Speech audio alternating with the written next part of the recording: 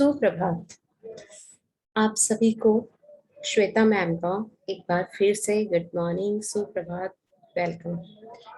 तो बच्चों, आज मैं आपको व्याकरण का जो टॉपिक पढ़ाने वाली हूँ उस टॉपिक का नाम है वचन। अब वचन क्या है, कितने प्रकार के होते हैं, ये आप अच्छे से जब तक नहीं समझेंगे तब तक आप अपनी रेगुलर लाइफ में इनका यूज नहीं कर पाएंगे, इसको पहचान नहीं पाएंगे। ठीक है।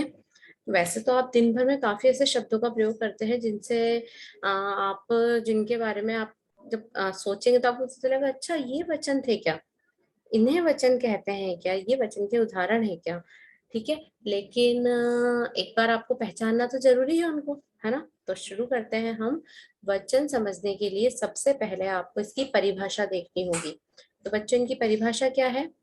जिन शब्दों से किसी व्यक्ति, वस्तु, प्राणी आदि की संख्या एक या एक से अधिक होने का पता चले उसे वचन कहते हैं। अब देखिए, जिन शब्दों से मतलब वो कोई भी शब्द जिससे कि कोई भी वस्तु हो या आपके सामने प्राणी हो या कोई भी व्यक्ति हो, ठीक है, उनकी संख्या का पता चले, उससे हम वचन कहते हैं। ठीक है ना, उन शब्दों को हम वचन कहते हैं। वो शब्द कोई से भी हो सकते हैं, लेकिन आपको ये पता चलना चाहिए कि संख्या क्या है शब्द सामने आते ही। ठीक है, उदाहरण से समझेंगे आप इसे। सबसे पहले हम देखते हैं कि वचन के प्रकार कितने होते हैं। तो अब वचन के कितने प्रकार होते हैं? वचन के दो प्रकार होते हैं। पहला होता है एक वचन और दूसरा होता है बहुवचन। क्या होता है? पहला होता है एक वचन और दूसरा होता है बहुवचन। अब एक वचन किसे कहते हैं? देखिए, एक वचन में हम शब्द के जिस रूप से उसके एक होने का पता चलता है हमें, उसे एक वचन कहते हैं। जैसे मैंने आपके सामने बोला चिड़िया।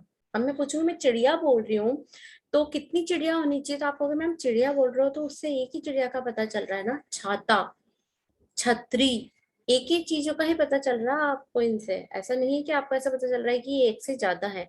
तो जब आपको शब्द को पढ़ करके या सुन करके ये पता चल जाए कि उनकी संख्या एक ही है तो उसे हम एक वचन कहते हैं।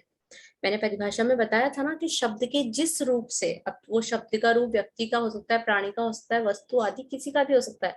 बस शब्द के का रूप को देख के सुनकर आपको बस पता चल जाना चाहिए। तो जैसे छाता शब्द आपने देखा या सुना, आपको पता चल गया ना एक वचन है। तो बस यही वचन की पहचान है, यही परिभाषा है। ठीक है। और एक वचन तब आपको पता चली गया। अब हम दूसरा प्रकार देखते हैं वचन का। दूसरा प्रकार क्या है? बहुवचन। अब बहुवचन किसे कहते हैं? कि शब्द के जिस रूप से हमें उसके एक से अधिक होने का पता चलता है उसे बहुवचन कहते हैं। जैसे बच्चे, पतंगे आदि। अब मैंने बच्चे बोला, मैंने बच्चा नहीं बोला ना। अगर मैं बच्चा बोलती तो आपको हाँ एक ही बच्चा है। अब मैंने बच्चे बोला तो आपको ये तो पता चल गया कि एक से ज्यादा है। ठीक है ना, दो भी हो सकते हैं, तीन भी हो सकते हैं, चार भी हो सकते हैं। ठीक है, लेकिन आपको ये तो कंफर्म है कि एक तो नहीं है। ऐसे ही पतंगे, ये तो कंफर्म है ना कि एक नहीं है, एक से ज्यादा ही है। ठीक है। एक और उदाहरण देके मैं आपको समझाती हूँ। देखो, अगर कभी आपकी मम्मी कहे कि तुम जल्दी से पढ़ाई कर लो, मैं तुम्हें मार्केट ले जाके और बहुत सारे खिलौने दिलवाऊंगी, सॉरी बहुत सारे नहीं, सिर्फ मम्मी कहेगी मैं तुम्हें खिलौने दिलवाऊंगी, आप फटाफट से पढ़ाई कर लेते हो। और फिर जब मम्मी मार्केट लेके जाती तो सिर्फ आपको एक खिलौना दिला देती है। तो आप कहते हो मम्मी आपने खिलौना नहीं बोला था, खिलौने बोला था। तो आपको समझ में आता है ना कि खिलौने में तो एक से ज्यादा ही होना चाहिए। दो हो सकते हैं, तीन हो सकते हैं, लेकिन एक तो बिल्कुल नहीं होगा। बस जैसे आपको खिलौने शब्द सुन के पता चल गया कि हाँ संख्या कितनी होनी चाहिए, एक तो नहीं होनी चाहिए, एक से ज्यादा होनी चाहिए। तो बस वैसे ही जब भी आपको किसी भी शब्द को सुनकर ये पता चल जाए कि वो शब्द जिसके बारे में बात कर रहे हैं, वो वस्तु या वो प्राणी, उनकी संख्या कितनी है, तो बस आप समझ लीजिए कि आपको वचन पहचानना आ चुका है। ठीक है। तो ये तो हो गए हमारे वचन के प्रकार। अब इसके कुछ नियम हैं जिन्हें ध्यान में रखकर आप आसानी से वचन परिवर्तित कर सकते हैं। ठीक है, तो हम जानते हैं नियम। सबसे पहले देखिए, जिन स्त्रीलिंग शब्दों के अंत में उ या ऊ हो, यानी छोटा ऊ या बड़ा ऊ हो, तो ऊ के स्थान पर तो ए तथा बड़े ऊ के स्थान पर उए हो जाता है। अब कैसे हो जाता है देखिए, और वो कब होता है, वो शब्द के बहुवचन बनाने पे हो जाता है।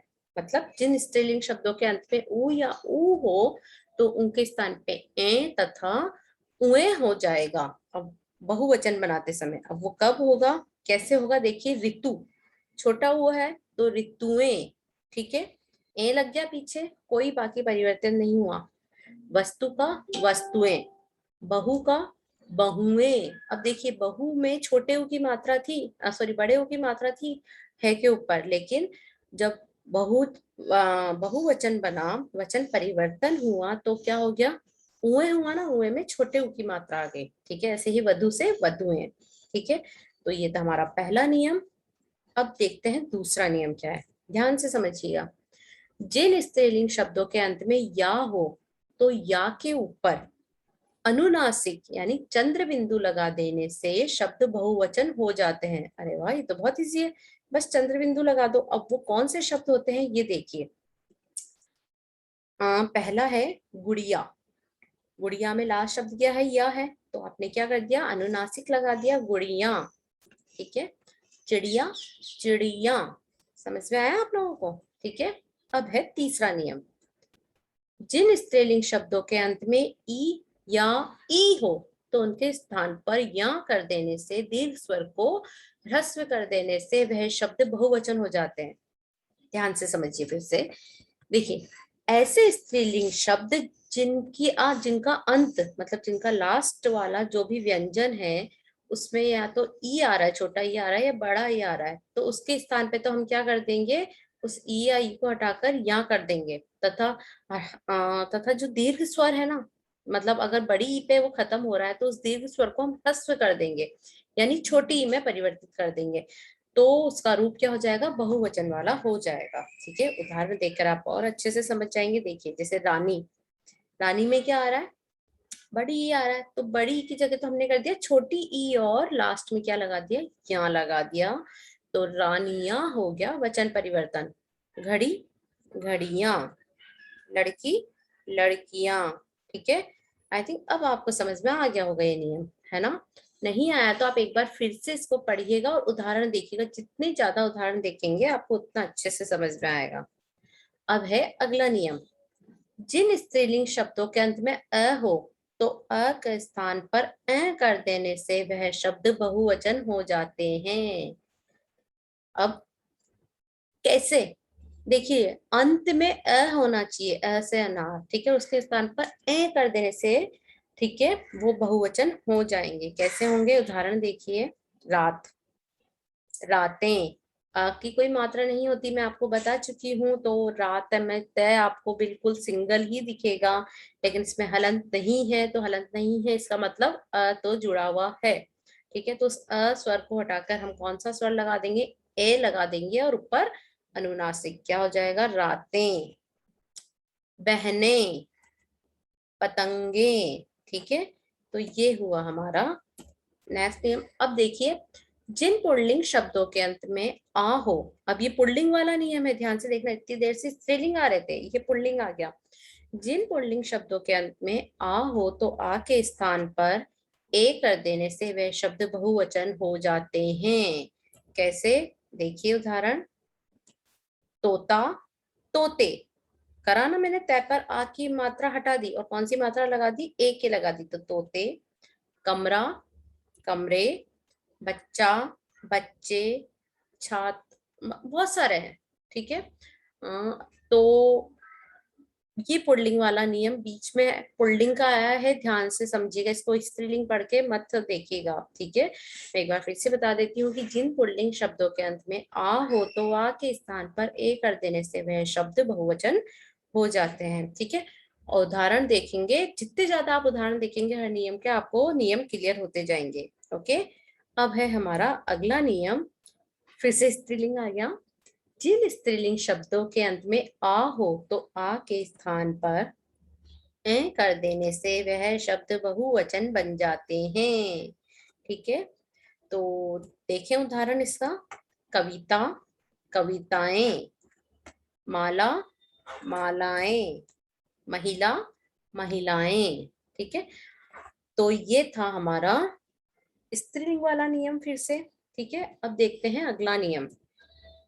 हाँ, सबसे मेन बात, ये तो आप लोग करते ही हैं दिन भर में पता नहीं कितनी बार, की जब हम रेस्पेक्ट करते हैं किसी की, आदर प्रकट करते हैं जब हम किसी के लिए, तो आदर प्रकट करने के लिए भी एक वचन के स्थान पर बहुवचन का प्रयोग किया जाता है। ठीक है, अब कैसे किया जाता है वो देखिए उदाहरण से आप। जैसे दादाजी टहल रहे हैं लगाया है आपने, है पे अनुस्वार लगा हुआ दिख रहा है ना आपको, है। ऐसा नहीं कि दादाजी टहल रहा है, ये नहीं कहेंगे ना, टहल रहे हैं। गांधी जी हमारे राष्ट्रपिता हैं।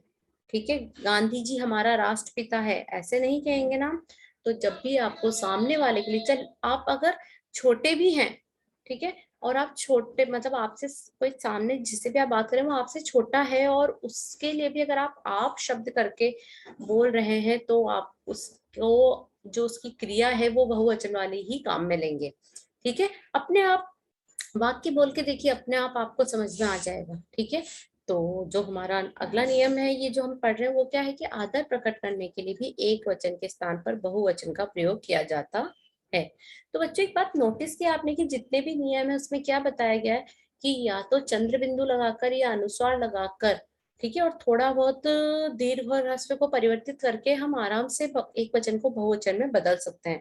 तो आपको बस उदाहरण जब भी आप देखें तो उदाहरणों में यही ध्यान रखें कि जब एक वचन को बहुवचन में आप कन्वर्ट कर रहे हैं, बदल रहे हैं, परिवर्तित कर रहे हैं, तो कौन सा नियम आप लगा रहे हैं। नियम नहीं पूछे जाते हैं परीक्षा में, लेकिन हाँ, नियम अगर आपके ध्यान में रहेंगे तो आप जल्दी से बदल देंगे। ठीक है ना, फिर आपको याद करने की जरूरत नहीं पड़ेगी, बस सामने शब्द आया और आपने बदल दिया, उसे परिवर्तित कर दिया। ठीक है, तो बच्चों हमने क्या पढ़ा, हमने पढ़ा वचन आज। हमने क्या पढ़ा, वचन। एक बार फिर से बता देती हूँ कि वह शब्द जिनको देख करके आप उनकी संख्या का पता लगा सके उसे वचन कहते हैं। वचन दो प्रकार के होते हैं, एक वचन और बहुवचन। ठीक है, अब आपको ये टॉपिक कितना समझ में आया, कितना नहीं समझ में आया, मुझे कमेंट करके जरूर बताइएगा। ठीक है, और ज्यादा से ज्यादा शेयर कीजिएगा, मेरे चैनल को सब्सक्राइब कीजिएगा। ओके, धन्यवाद बच्चों। नेक्स्ट वीडियो में हम फिर मिलेंगे, नेक्स्ट क्लास में हम फिर मिलेंगे। तब तक के लिए बाय, अपना ध्यान रखना, अच्छे से रहना, स्वस्थ रहना। Okay, bye everyone.